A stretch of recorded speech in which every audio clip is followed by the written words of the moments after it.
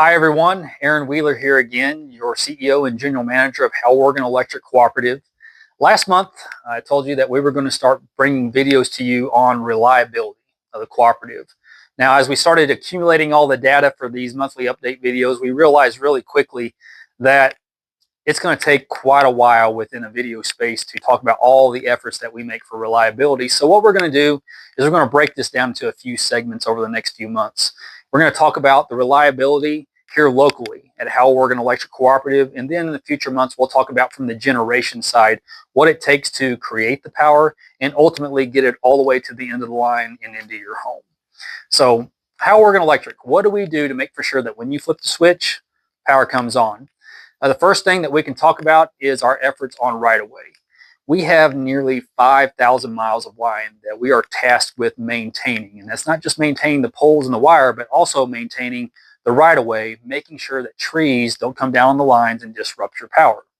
So over that 5,000 miles of line, we have to re-clear about 600 miles per year to maintain a consistent cycle on your right-of-way. One of the other efforts that we do is our pole inspection program. We have an in-house pole inspector that basically makes a trip around the cooperative approximately every 8 years and lays hands on every pole that we have.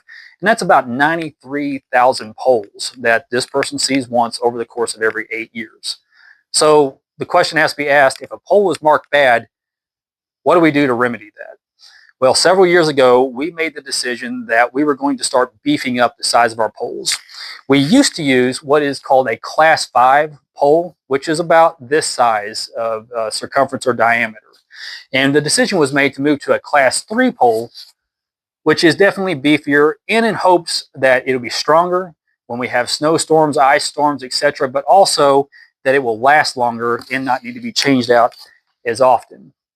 Another effort that we make is our varmint protection. Lots of times you see outages that are caused from squirrels. We get blinks caused from squirrels, birds, snakes, a plethora of the wildlife that is out there. So what do we do to try to mitigate these things? We have lots of wire out there that has coating on it at integral points where a squirrel might be touching the line and something grounded. Another thing that we do is we put on what is called varmint protection on the bushings of transformers, just trying to keep those situations where a squirrel or a varmint might be touching the line and transform bushing and ultimately causing an outage where our employees have to go out late at night, fix the power. Unfortunately, you're out of power. We're trying to just mitigate those circumstances.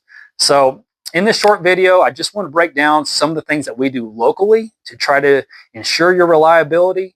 And like I said, next month or the next few months, we're going to start talking about the big picture of generation. So in the end, I say it all the time, and I want to remind you, we want to be your energy experts.